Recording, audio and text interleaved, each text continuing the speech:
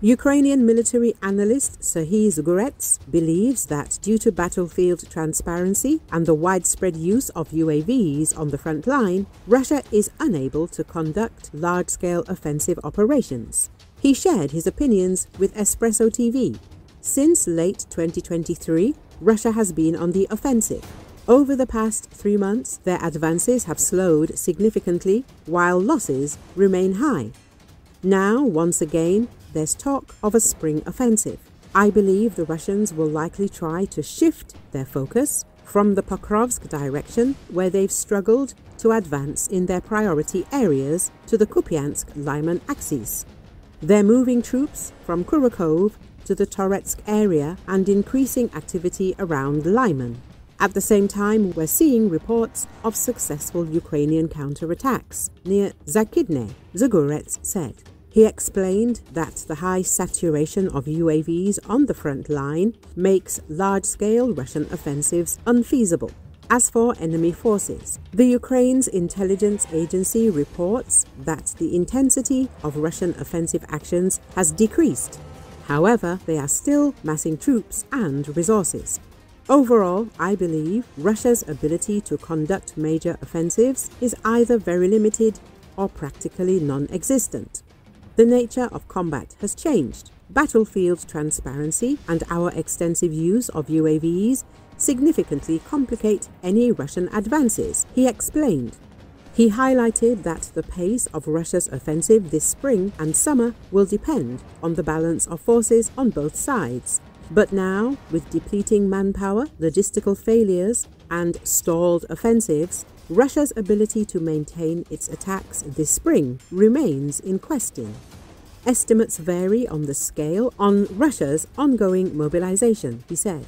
One Ukrainian deputy minister reported that Russia is recruiting around 36,000 troops per month, who are rapidly deployed to compensate for mounting casualties. Other sources suggest that mobilization rates have dropped to just 600 to 800 recruits per day, indicating a significant slowdown. This means Russia lacks the manpower and resources to launch a large-scale spring-summer offensive beyond the current fighting along the front line. He concluded, the enemy doesn't seem to have the ability or the conditions to conduct the spring-summer campaign on a different scale than what we already see on the battlefield.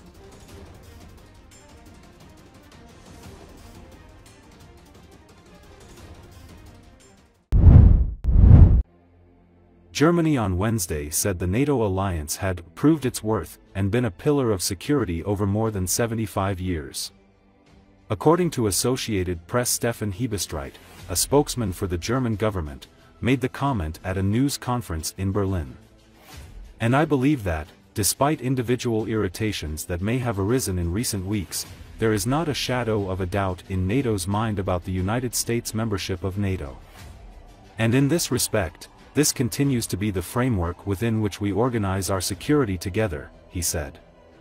Sebastian Fischer, spokesman for the German Foreign Ministry, said at the same news conference that Greenland's borders must never be changed by force.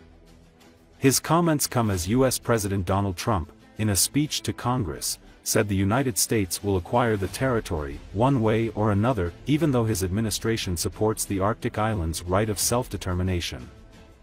Greenland is part of Denmark as an autonomous territory, and I would leave it at that, said Fischer. If I remember correctly, the American president said the same thing in his speech.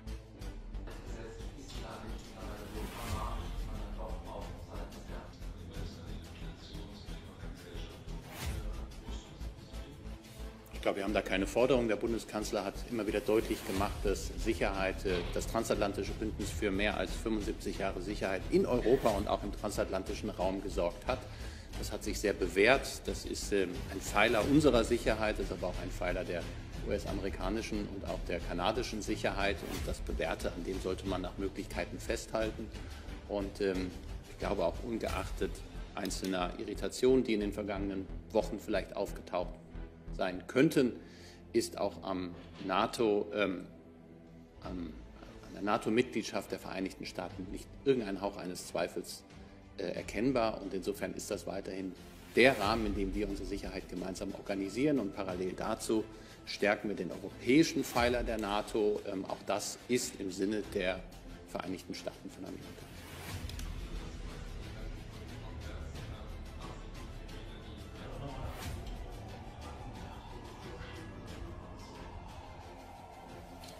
Wir haben uns ja schon häufiger zu Grönland geäußert und auch unsere völkerrechtliche Position klargestellt. Und es ist doch so, dass Grenzen niemals mit Gewalt verändert werden dürfen. Das ist sehr klar.